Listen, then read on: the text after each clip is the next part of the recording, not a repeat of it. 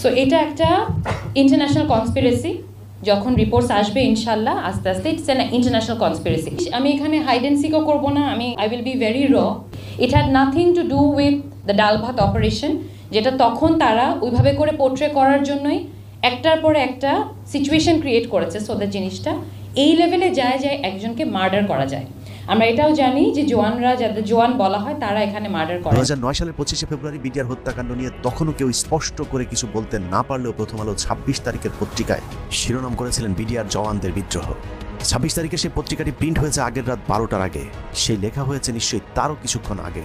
অথচ প্রথম আলোর প্রথম পৃষ্ঠা জুড়ে সবকটি শিরোনামে বিডিআর জওয়ানদেরকে বিদ্রোহী হিসেবে প্রতিষ্ঠিত করবার চেষ্টা করা হয়েছে। পত্রিকায় কি শিরোনাম হবে, কোন নিউজ হবে, কারা বিশেষজ্ঞ হিসেবে মতামত দেবেন, সবই প্রস্তুত করে রেখেছিল প্রথম আলো। প্রথম আলো যাদেরকে নিয়ে কলাম লিখেন কিংবা প্রথম আলোতে যারা কলাম লিখেন তাদের অন্য কোনো যোগ্যতা না থাকলেও একটি যোগ্যতা থাকতেই হবে, সেটা হলো তাদেরকে ভারতপন্থী বুদ্ধিজীবী হতে হবে। 26 তারিখের শেষ পাতায় তাৎক্ষণিক প্রতিক্রিয়ার কলামে মেজর জেনারেল অবসরপ্রাপ্ত আজিজুর রহমানের একটি লেখা ছাপা হয়েছিল।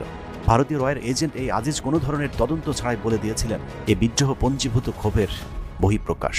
2009 থেকে 16 সাল পর্যন্ত প্রতি বছরই প্রথম আলো একই কথা বলেছে। অনুসন্ধানী প্রতিবেদন না করে কৌশলে হত্যাকাণ্ডকে বিদ্রোহ হিসেবে প্রমাণিত করতে ধারাবাহিক চেষ্টা চালিয়েছে।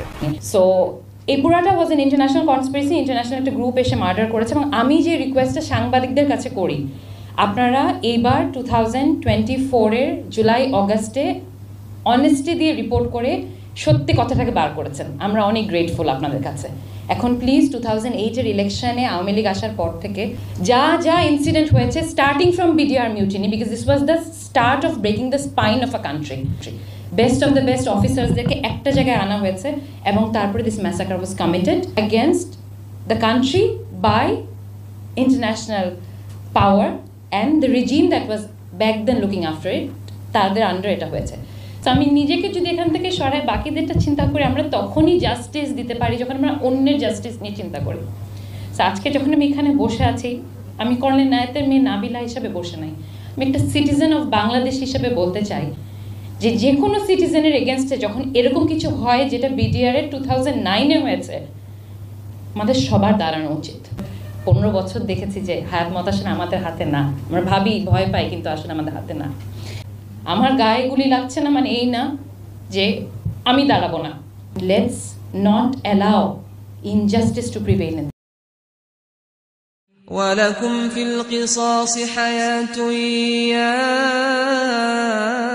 উলিল আলবাব লাআল্লাকুম তাত্তাকুন।